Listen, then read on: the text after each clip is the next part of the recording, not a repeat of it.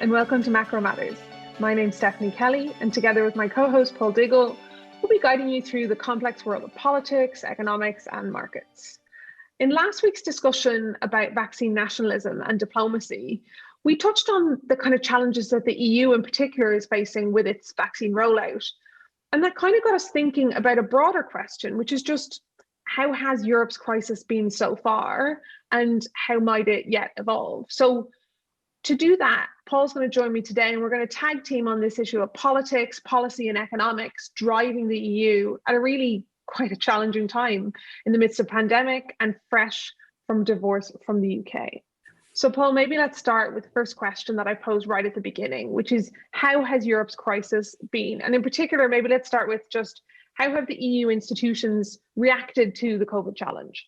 Yeah, so Europe's had a challenging crisis. It's had fairly high case numbers per capita, not the highest in the world, but some EU countries have been up there. And of course, the peak to trough decline in GDP has been pretty large. So on the surface, quite a challenging crisis. I think there's basically been three, so leaving aside vaccine rollout for now, which was obviously our topic last week, there's really been three main macro policy tools that Europe's used. One has been monetary policy in the ECB. One has been fiscal policy at the national level. And then the final one is like the supranational fiscal response, the Eurozone Recovery Fund. And let's get into each of those. The ECB, there was some initial hesitancy in the ECB's response. Remember, Lagarde infamously now said that the ECB was not here to close spreads right at the start of the crisis, which was sort of seen as quite a big initial misstep. But subsequently, there was a big ramping up of QE support, and the pandemic emergency purchase program is now 1.85 trillion euros, 15% of Eurozone GDP. More recently, the ECB has gone to this mantra of maintaining favorable financing conditions, which is sort of as close as possible as the ECB can get to yield curve control, which some other central banks have engaged in. And then there's the national level fiscal response, and there's been this de facto suspension of the Stability and Growth Pact, and a lot of countries have really ramped up their structural fiscal deficits. I think probably an average of about 5% across the EU as a whole now. Pretty big. They'll remain large in 2021. Maybe the sort of question we're going to get into will be what happens in 2022 and beyond in terms of the European fiscal rules getting reimposed. Then the final macro tool in the armory has been the supranational fiscal response and the recovery fund, 750 billion euro package of grants and loans based on mutualized European borrowing. And it's definitely not without its drawbacks and controversies and weaknesses. In particular, that grant element was obviously really cut down in negotiations, such that it is about 390 billion euros, just under 3% of EU GDP. It would have been nice to see that larger.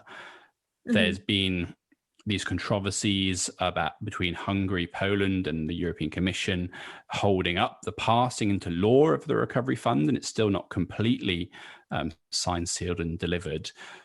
But I think, I don't know about you, Steph, but I think there are some ways in which the recovery fund is very important and is a big breakthrough. There's its symbolism, a mutualized debt, a common approach. Something was in the end agreed. Its precedent, it could be scaled up in future crises. And the fact that some countries are actually quite big beneficiaries. Italy's getting grants worth about 5% of its GDP, which seems pretty large to me. But what's been your assessment of that sort of package of measures? Yeah, look, I think in some ways, especially if you compare versus the previous crisis, some of the worst mistakes, the failure to provide that fiscal support at a national level, the complete absence of fiscal support at the supranational level, they've been avoided this time round. Obviously, from a political perspective, I think you kind of mentioned the grants getting revised down, and the controversy with Hungary and Poland not wanting rule of law provisions to be included. To me, they kind of speak to deep issues the EU always has to deal with. One being, do core countries feel comfortable sharing risk with kind of periphery countries they see as having a higher risk profile?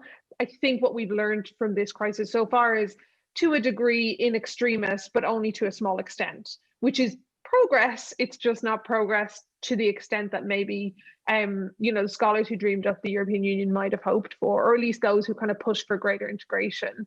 And then the Hungary and Poland stuff, which we have talked about in another one of these podcasts, is, I think, a deeper issue the EU is still going to have to tackle, which is around how do you deal with countries that are now qualifying in major global indices as kind of non-democracies, or at least countries in which the rule of law is being challenged by authoritarian leadership. I think that's a deeper question that the EU is going to have to solve. So even though you might, I completely agree that there is clear evidence of progress, and this crisis has been able to kind of create dynamism and action where conversations had really stalled before this crisis. I think it still kind of highlights the degree to which it's politically messy, because you don't have a single country and a single sense of national sovereignty.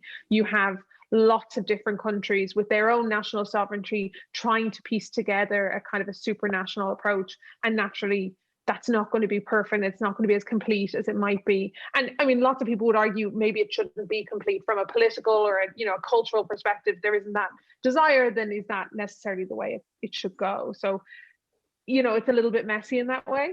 And that's the perennial story of the EU, and within that, the Eurozone's response to crises, isn't it? It's that Totally. It's often slow at first. In the end, crises do trigger reforms within the structures and the institutional structures of Europe, but those reforms, so far at least, have always been incomplete. And I think we, as economists, political observers, would want them to go further and be better and deepen the Eurozone. Yeah, I think as well, there's something, I guess there's something different about this crisis, which I think has helped to catalyze that kind of, the European Recovery Fund and initiatives like that. I think the fact that it's a health crisis probably is also having an influence. I kind of mentioned that risk sharing versus risk reduction debate. This isn't a case where you've got a load of, you've got a couple of countries who have had major financial crises and other countries that haven't, because there's a difference in regulation or economic approach or whatever. This is something that affects all countries. And so to a degree, I think the blame game hasn't necessarily had to play out in the same way, which has been positive. But I guess, and we'll get into the long-term ramifications later on, but I think the question mark that remains is, this is a health crisis. This is how they dealt with a health crisis. In the future, if it's more of a bread and butter economic crisis, are they still willing to roll out these kinds of institutional fixes, or is there more of a political debate there? And I think that's something we just can't know quite yet. But maybe if we jump on then to, what hasn't gone so well. I don't want to be too negative, but what have been kind of the bigger challenges, I guess, for the EU? And we've touched on some of them with the recovery fund there and the limitations, but what do you think some of the other kind of challenges that the EU has faced kind of include? So, as I said at the start, the size of the shortfall and the extent of virus incidents, if you look at both of those things, they'll tell you that the Eurozone's experience of the crisis has been pretty severe in international context. The slowness of the initial policy responses definitely is an important part of that story. The fact that at the start, Europe was repeating that playbook of not being quick enough to ramp up monetary policy support, a stuttering start to the fiscal policy support. So although they got there in the end, those were important considerations. The nature of Europe, the EU as a common travel area, open borders, the number of people that went on summer holidays over the summer, all those I think help explain the resurgence of the virus. I mean, clearly it was a global phenomenon and it's seasonal as well, but there were some features of Europe which I think played into the Q4 of 2020 resurgence of the virus. And then the final thing would be in a more forward-looking sense, and building on what you were saying there, Steph, about the crisis being a health crisis, a symmetric shock in the first instance, allowing concerted policy efforts to, in the end, be done. Going forwards, there are some worrying signs, I think, that heterogeneity and in extremis fragmentation start to become part of the recovery phase. So different countries have been hit more or less by the virus. Different countries have economic structures that are going to allow them to rebound more or less rapidly. I mean, think Germany versus Spain or Italy, the former a large manufacturing sector, which turns out does pretty well, can still operate quite well in lockdowns. The latter with large tourism sectors, which are going to be challenged, I think, for a long time going forwards. So the danger would be that in the recovery phase, that heterogeneity starts to creep in. And although it was a symmetric shock to start with, it becomes asymmetric over time. And that sort of opens up cleavages within Europe. Which I guess could be really important, because you mentioned earlier that the suspension of the Stability and Growth Pact, the fiscal rules. I mean, in a world where you have economies recovering at very different paces, are some countries likely to, bring the issue of fiscal sustainability and dare I say it, austerity back onto the table earlier than other countries are really ready or willing to have that conversation or would even like to?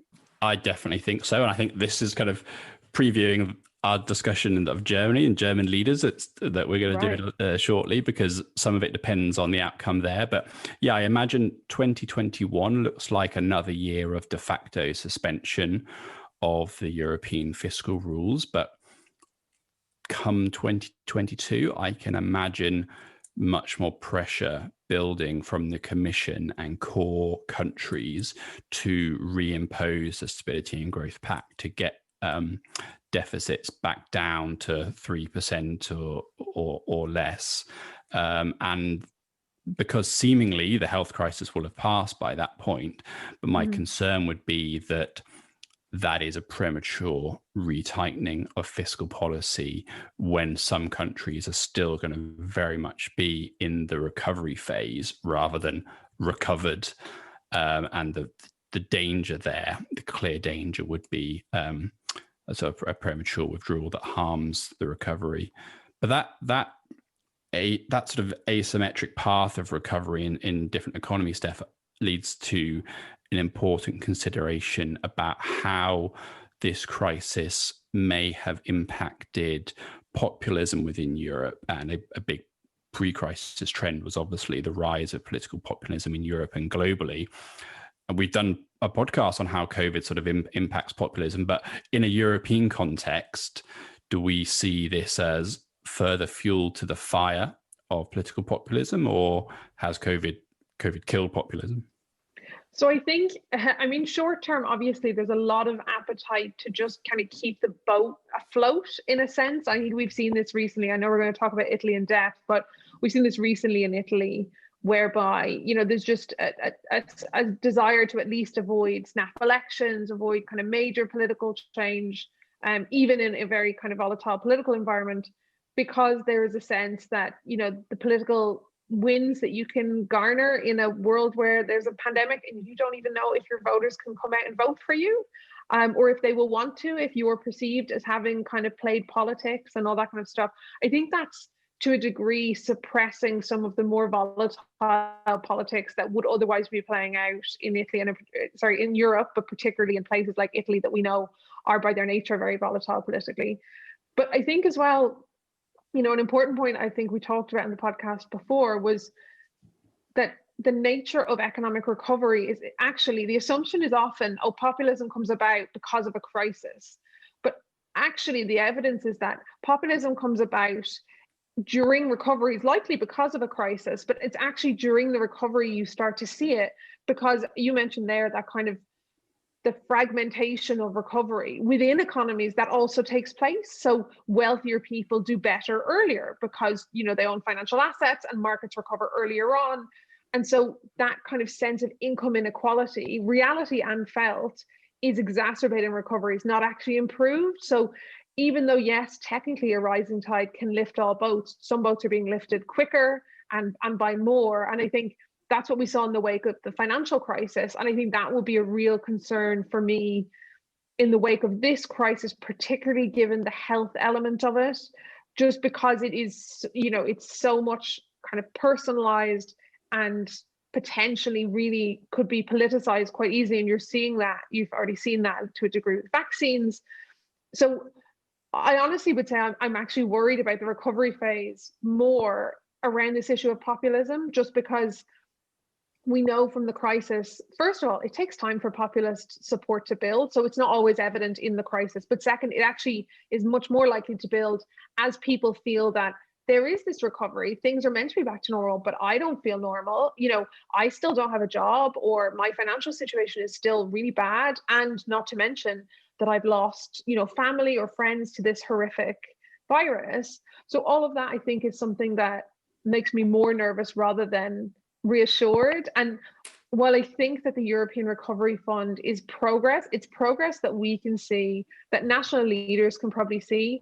I don't know to what extent it is fully kind of internalized by the average everyday voter. You know what I mean? Like if they don't feel the benefit, and they obviously won't have felt any benefits yet, it's hard to say how that will kind of arrest that sense. I had a quick look at the Eurobarometer survey now it's from July, August, because they only kind of do it on a kind of a bi-yearly basis.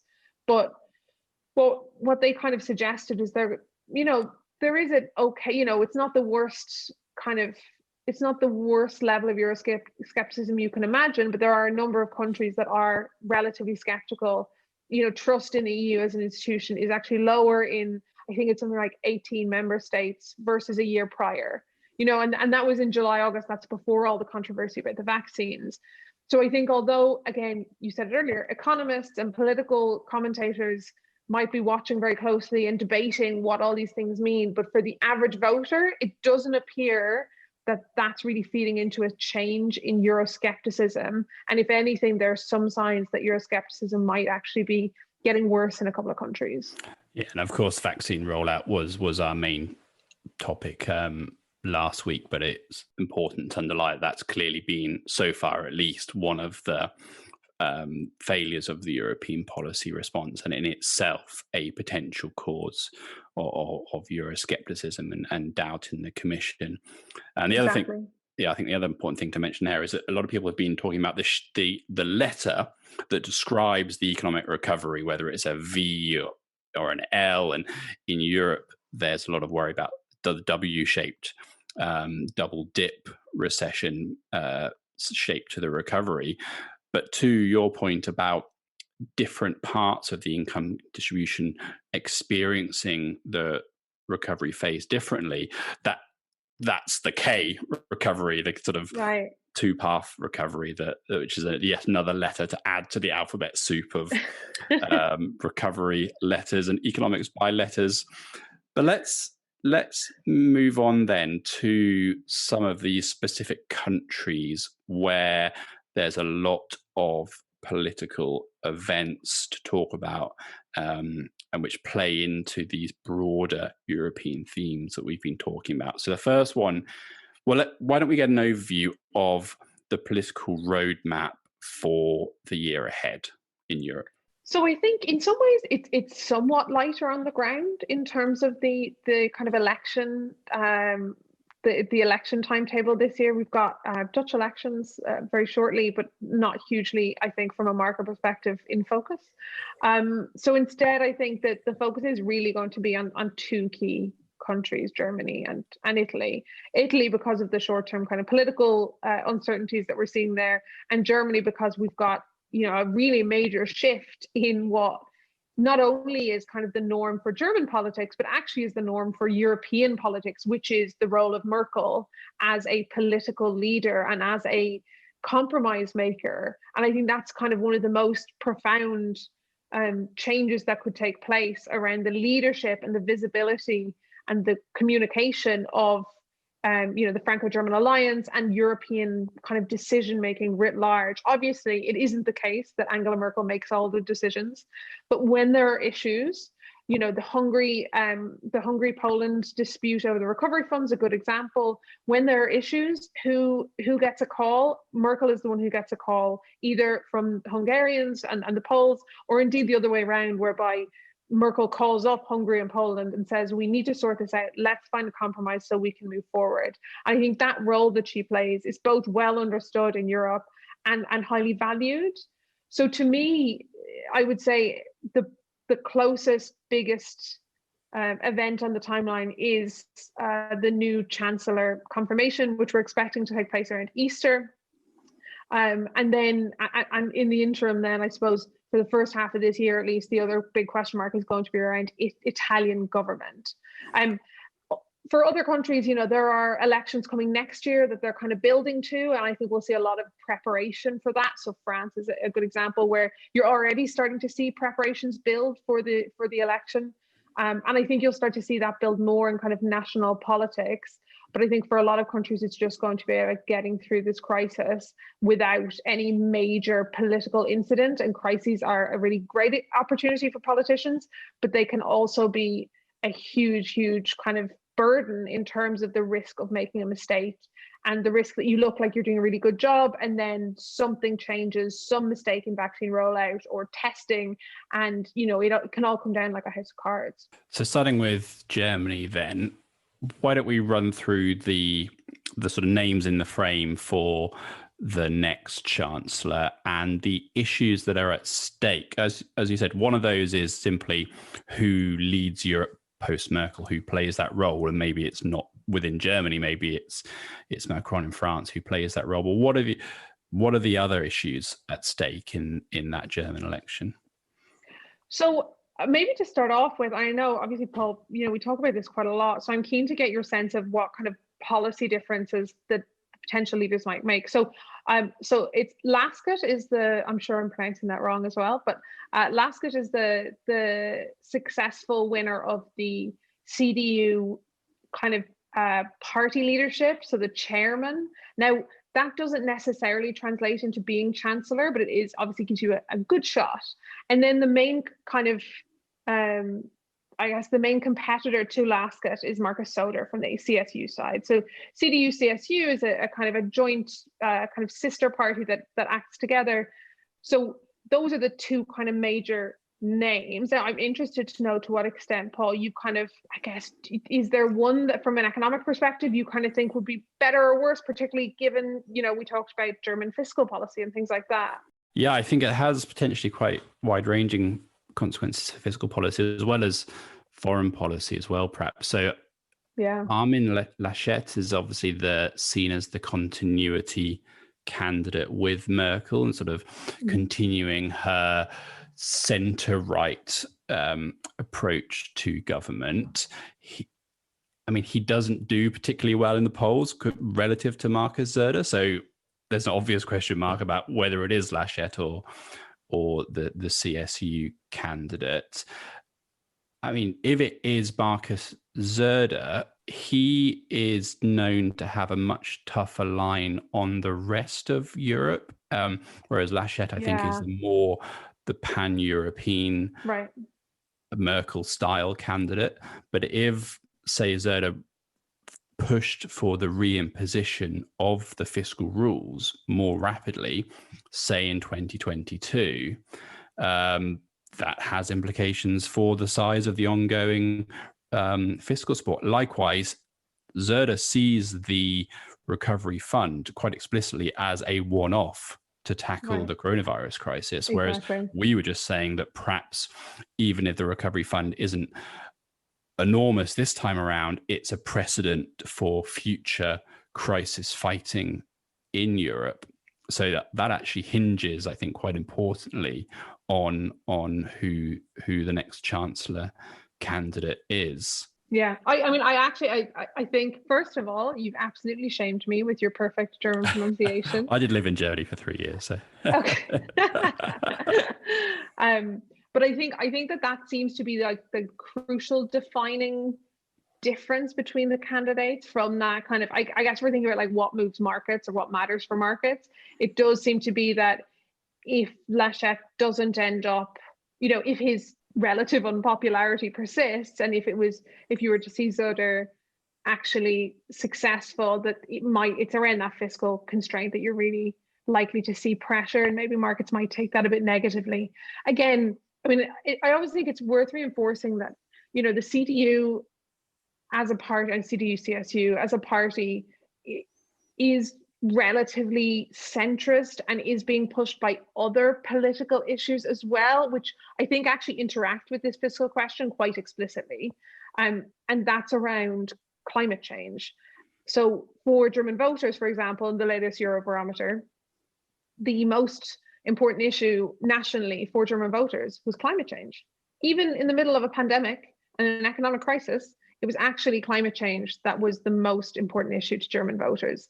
And I think that fact is going to drive the next German election, which whoever the leader is going to have to try and get elected in. So I think in a world where, as things stand today, given how far away the German election is, my base case would be that you end up with a CDU-CSU coalition with the Greens, because the Green Party has done fairly well. Now, through the crisis, the CDU-CSU has really pulled back a lot of support that they had lost to the Greens. So if you look at polling, it's really quite striking. But I still think the Greens will be an important part of that coalition. And whether they are or not, green policy by its nature is expensive. It's very hard to do green policy without kind of increasing your fiscal deficit, or, at least flexing your fiscal muscles. So I think that in itself might provide, I guess, not to say that the leadership doesn't matter. Of course it does. And maybe it matters more in discussions at the transnational level. But I think there are still growing pressures in Germany to focus on issues that aren't making sure that you have a net zero in terms of deficits and things like that. I think that's maybe an important element to throw into the mix as well. Yeah, I agree that's absolutely crucial. The fact that the Greens are very likely to be part of that coalition, and the symbolic importance of Europe's largest country having in its ruling coalition a Green Party, and that's huge in its symbolic importance. Quite how much it changes policy is an interesting question, because exactly as you said, Steph, the green issues are already loom so large in Germany that all the parties have strong lines on green issues. It's not like having the Greens in coalition completely changes it. And at the same time, the German Greens are, I think, are more of a centrist on economic policy than other European Greens. Perhaps. I mean, I've heard people call the German Green Party the vegetarian wing of the Christian Democrats, because they are sort of closely aligned. But I agree. I think that's true. I think it's always important. It's like, it's all relevant when you're talking about Germany. Like in general, it's all relevant. You're still talking about Germany. But I think particularly when we spent a lot of time recently looking at German climate policy as part of an index that we were building. And, there's still, there's really quite a lot of room for Germany to improve. And particularly, I think, tackling the fossil fuel reliance for that economy, no matter which party it is, just by its nature, if you want to switch to renewables in a really significant way, then that kind of will require, I think, government support. Now, again, I think very much what you're saying is like, don't expect that to blow the lights out in terms of fiscal support. But maybe just compared to pre-crisis, it feels like there's a little bit more pressure in Germany to not be quite so attached to the ideology of kind of black zero compared to pre-crisis. It feels like that's shifting, not only because of COVID, but I think longer term actually because of the focus on the green agenda. So why don't we shift over to Italy then? So we're recording this podcast on Tuesday the 9th, and maybe the situation changes over the next few days. But what's the current situation, Steph, vis-a-vis the formation of an Italian government? So again, always important to stress that a new story can literally come out while we're recording these podcasts. But essentially, what's happened is there was a dispute between the Prime Minister Conte and Renzi, who people may recall used to be the Prime Minister. It's all a little bit like throwback at the moment in Italian politics, because so Renzi had kind of personal political issues with Conte that ultimately resulted in Renzi's party pulling support for the government, and kind of a series of confidence-seeking measures for Conte to try and basically like rebuild support for his government. And he wasn't successful in that, and the president intervened and proposed a technocratic government who is led by throwback Mario Draghi. And so that obviously markets have taken that really positively. The stage we're at now is it's not yet confirmed that the government will come into place, but the initial signs are pretty positive. Over the weekend, there seems to be pretty broad support for this kind of this technocratic government, which we know markets always like a technocratic government in Italy, because it provides a little bit of stability. Generally speaking, that stability is pretty assured for about 12 months, just because of the nature of Italian politics, and they can kind of shift quite a lot.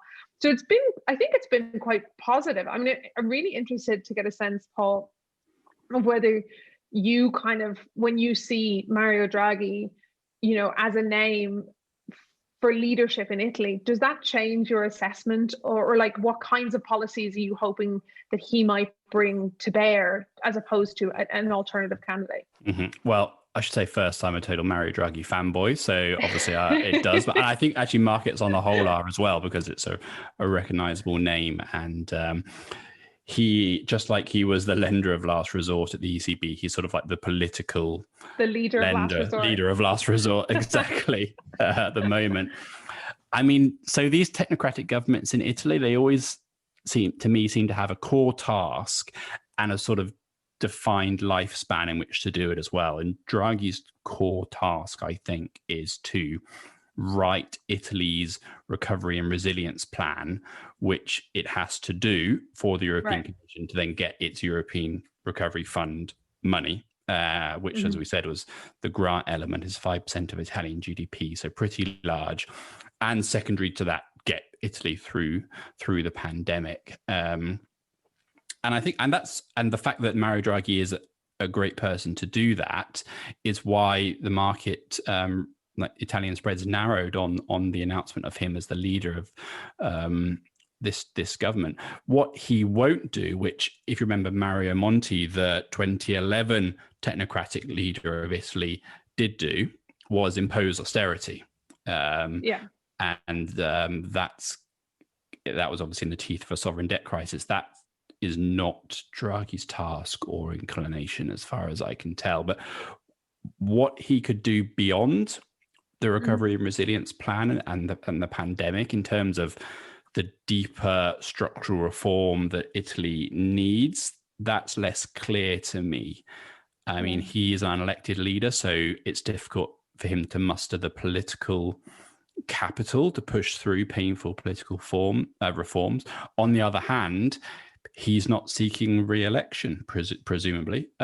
So maybe he, unlike Italian politicians, has more ability to do these sort of longer term reforms, because he doesn't face short-term political incentives. I mean, on balance, I would say that's unlikely, and it's probably the case that he gets Italy through this stage, and its longer-term problems, which are pretty well known.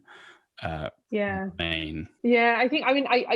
agree. I think it's tricky, because while he is obviously a very recognizable name and a very stable influence, and has obviously thought extensively, I mean, how many times when he was at the ECB did he say, countries need to do fiscal reform and we need to see that fiscal support, it can't just be the ECB.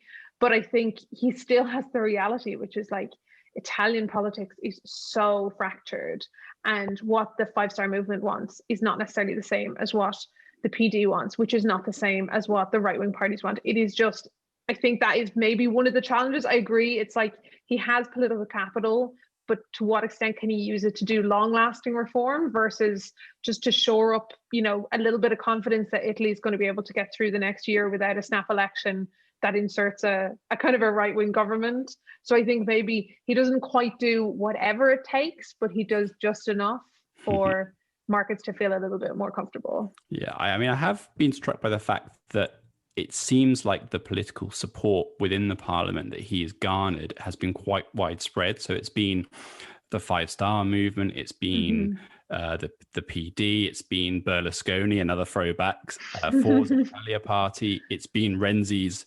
little rump of a party. So it's been, and it's obviously been Salvini's Lega as well, crucially. Yeah. So the people who are not there is Brothers of Italy party, which is an interesting story in itself because they're a threat to Salvini potentially. But the fact he has such widespread support and that he looks like he's going to have politicians in his cabinet, unlike Monti, who only had unelected technocrats, kind of makes me think maybe he does have some lasting political legitimacy. In the end, it's Italian politics. No government ever lasts very long. I was going to say the right take, but I think it's worth mentioning those interesting aspects of how widespread Draghi's support is. Yeah, for sure. And I think the point about having kind of political members of the cabinet is important for getting buy-in, for sure.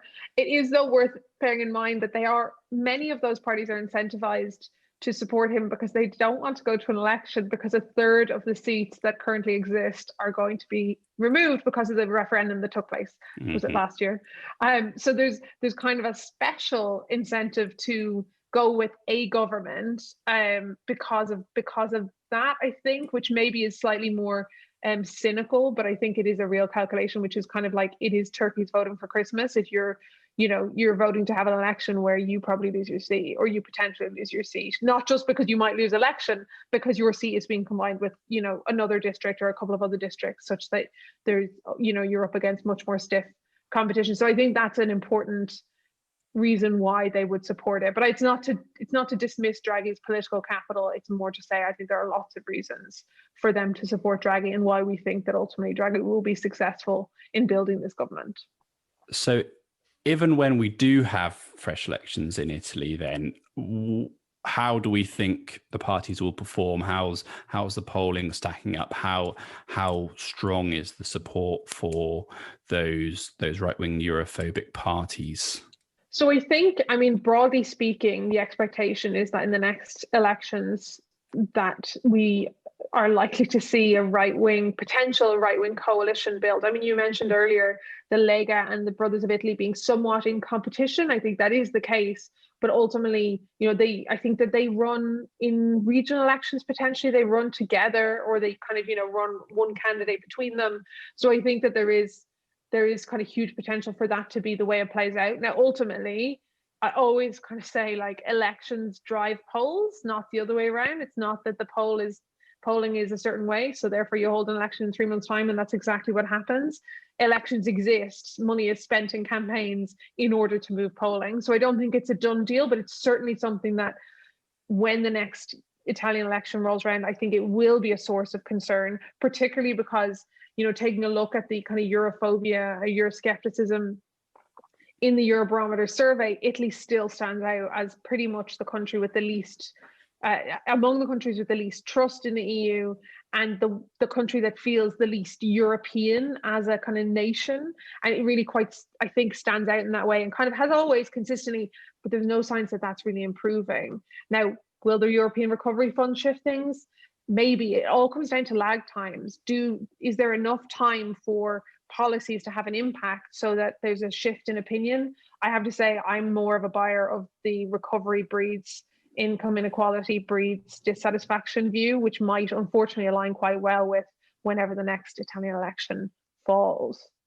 But I think that's all we've got time for today. Unfortunately, ending on a little bit of a negative note, but I think what's clear from the discussion is we really have quite a mix of factors going on in Europe, both positive in terms of progress, but also challenges. I think not only that Europe faces, but many other regions, Europe just unusually exposed given the nature of that region. If you enjoyed this podcast or you would like to interact with us a little bit more, if you have ideas for topics or you have questions for us, we have a mailbox. It's macromatters@aberdeenstandard.com. Please do email us there and be part of this conversation. Of course, as always, no personal information, but any kind of questions you have on this podcast or potential podcasts for the future. In the meantime, please join us again next week for another episode of Macro Matters.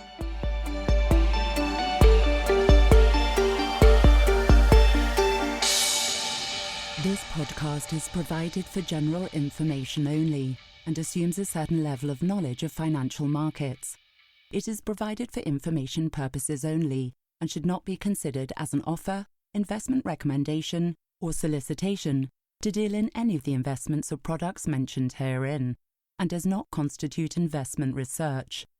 The views in this podcast are those of the contributors at the time of publication and do not necessarily reflect those of Aberdeen Standard Investments. The value of investments and the income from them can go down as well as up, and investors may get back less than the amount invested. Past performance is not a guide to future returns. Return projections are estimates and provide no guarantee of future results.